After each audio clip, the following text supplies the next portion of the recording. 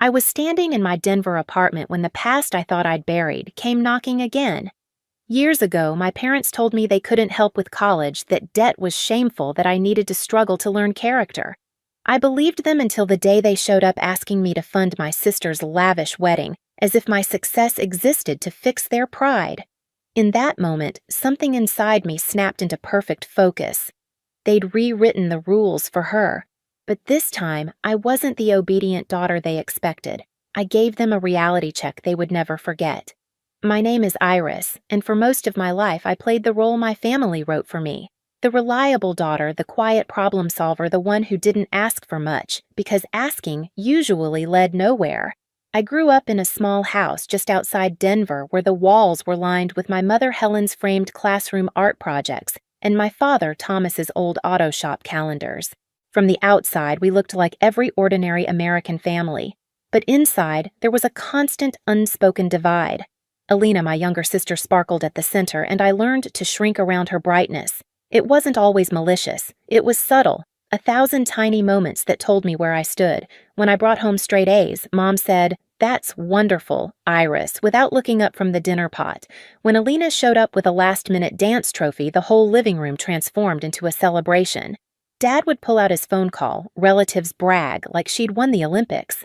I learned early that approval wasn't something I could earn. It was something Alina simply had.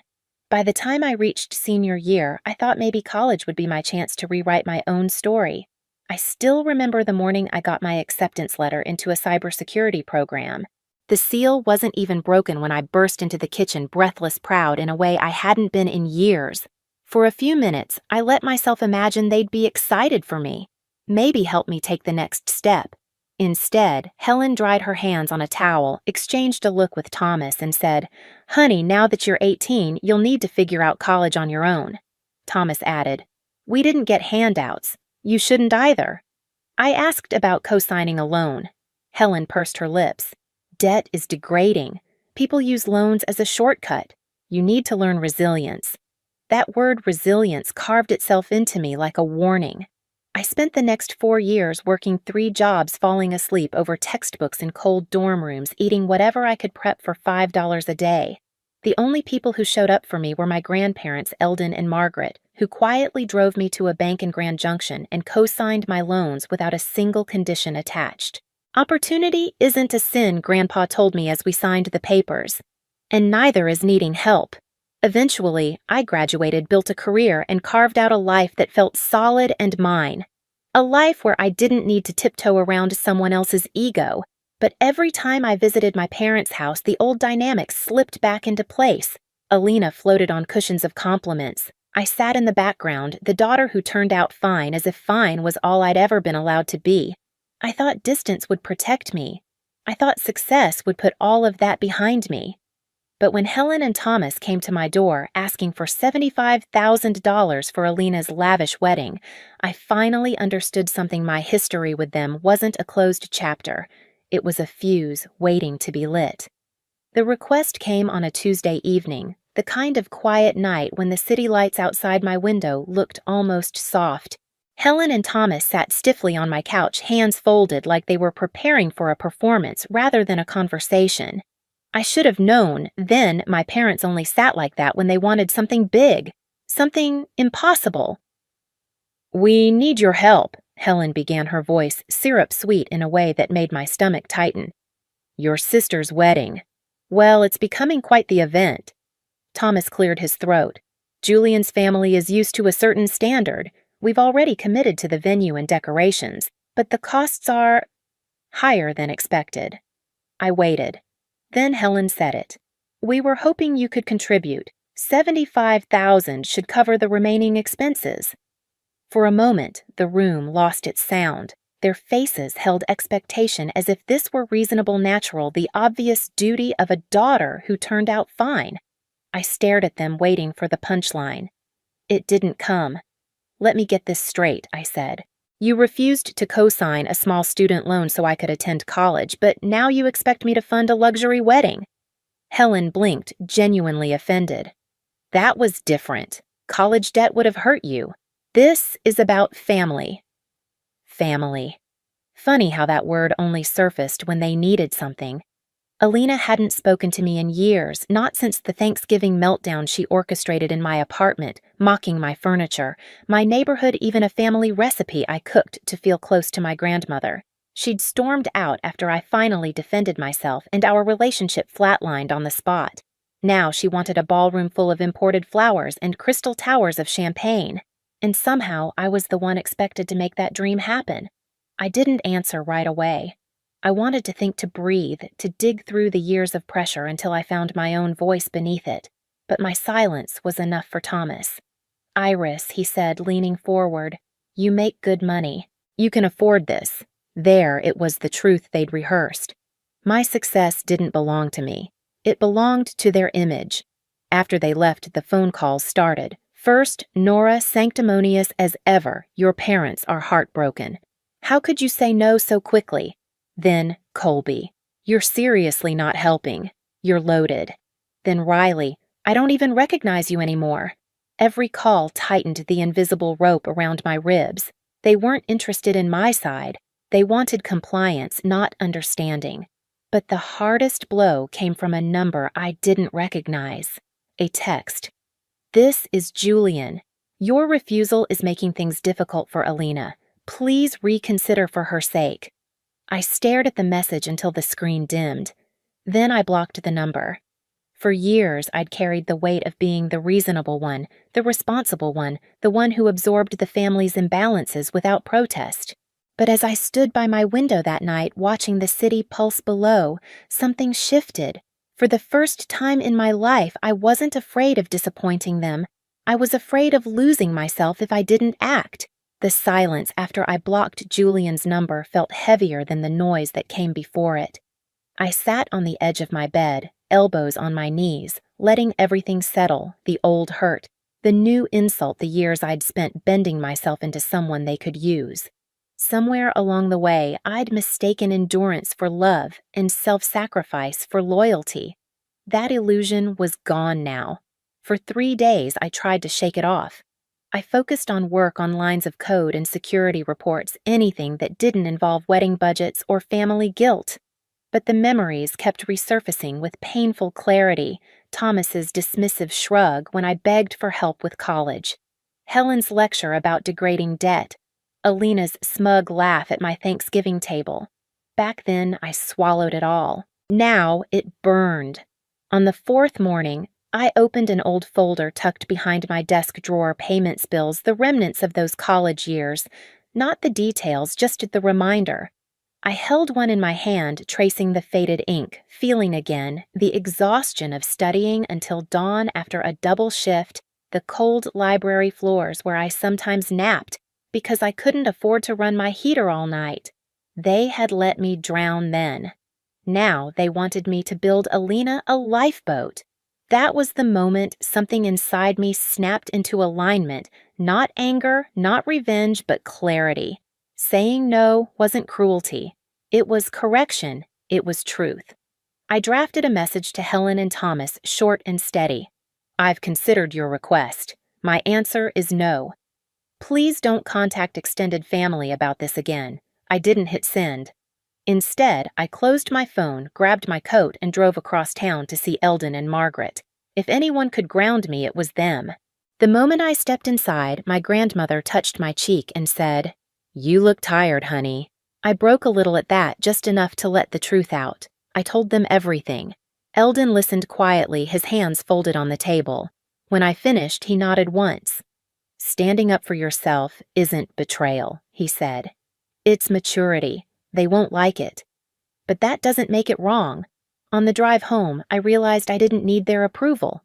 I needed my own. By the time I pulled into my building's garage, the decision was final.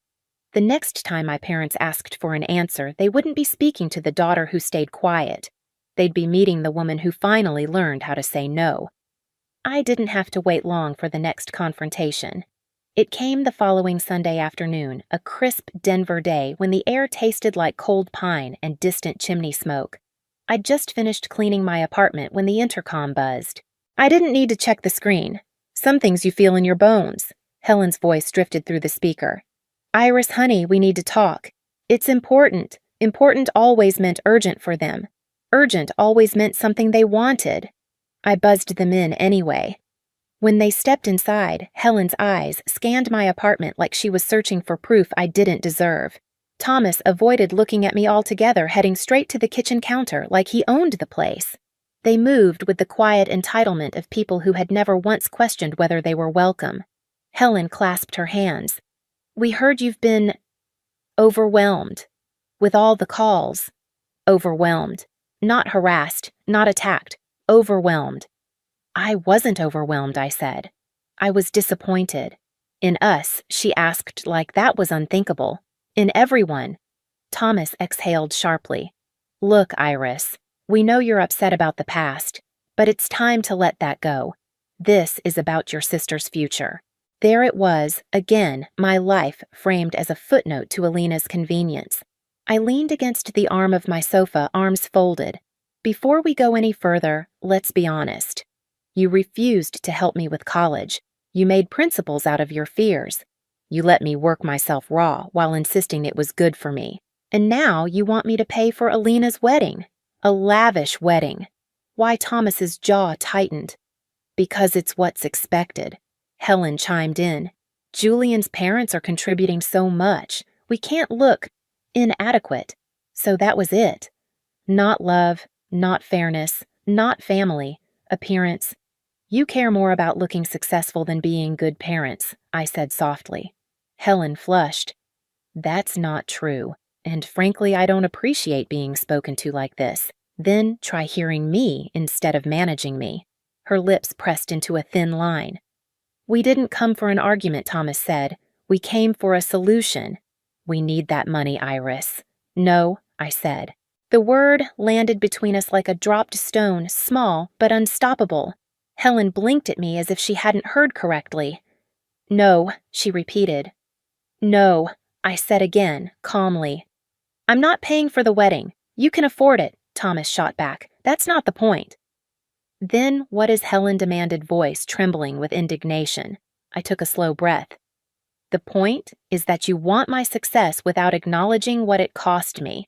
You want financial help without emotional accountability. You want me to fix mistakes you made out of pride, and you want me to pretend they were never mistakes in the first place." Helen's eyes glistened with something sharp anger, not sadness. "This is petty, Iris." The word sliced through me. Petty. The same word she'd used years ago when I was drowning beneath schoolwork and debt, and she refused to co-sign a loan that would have changed everything. Except now I was no longer 18. I stepped closer, my voice low and steady. "You're calling me petty for refusing something you denied me. When I needed money for college, you said no because you believed struggling would build character. But now, when your favorite child wants a fairy tale wedding, suddenly debt isn't morally wrong anymore.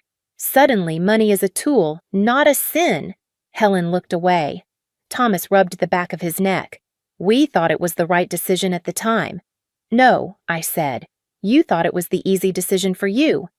The room went silent. Even the hum of the heater seemed to hold its breath.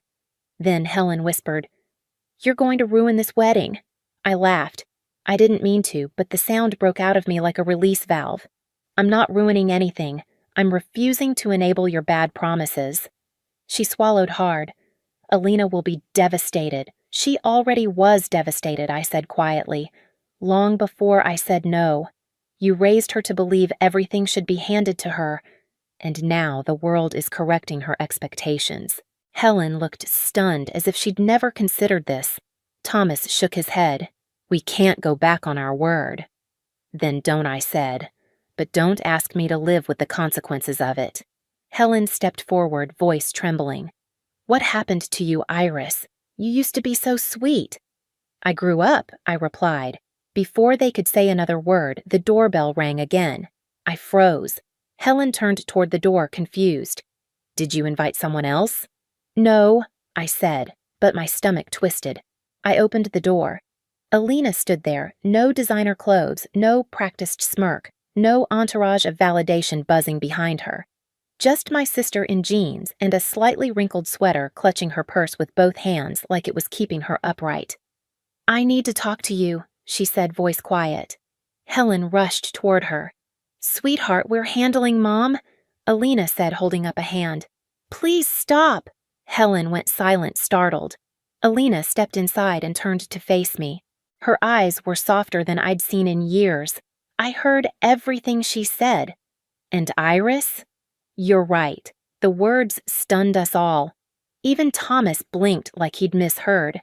Alina swallowed. I let the wedding get out of control. I let Julian's family overspend, and I let you two. She glanced at our parents, promised things we never could afford. I thought it would make me feel worthy. And instead, it made everything worse. Helen's voice cracked. But, sweetheart, no, Alina said gently. I need to say this. She turned back to me. I treated you terribly. For years. I don't even know why, maybe because it was easier than admitting I was jealous. Or because Mom and Dad made it feel like you were the strong one, the one who didn't need anything. She inhaled shakily. But you did need things. And they never gave them to you. Helen winced. Thomas's gaze dropped to the floor. Alina continued, voice steadier now. I don't want a lavish wedding bought with guilt and pressure. I want something real, something I can walk into without shame. And if that means scaling down, then that's what I'm doing. Helen sputtered. But the Broadmoor is not happening, Alina said. Mom, Dad, stop, please. Then she looked at me. I came here to ask if you'd come to the wedding anyway. Not as a checkbook, as my sister. The room held its breath. Slowly, I nodded. Yes, I'll come. Helen looked like she might argue again, but for once, Thomas placed a hand on her arm. Let it go, he murmured. Alina exhaled relief, softening her shoulders. Thank you, but before she left, she added one more thing. And Iris, that reality check you gave them. A tiny smile appeared. They needed it, more than either of us realized. As the door closed behind her, I stood in the quiet of my apartment, heart pounding with something that felt suspiciously like freedom. For the first time in my life, I hadn't bent. I hadn't folded. I'd stood up straight. And the world, my world, finally shifted with me. 3 weeks later, I found myself standing outside the community center where Helen used to teach, string lights glowing against the early evening wildflowers arranged in mason jars along the walkway. It wasn't the luxury resort my parents had fantasized about, but it felt warm, honest, real. When I walked inside, Alina was waiting near the small makeshift aisle, her dress simple and beautiful, nothing like the designer gowns she used to covet.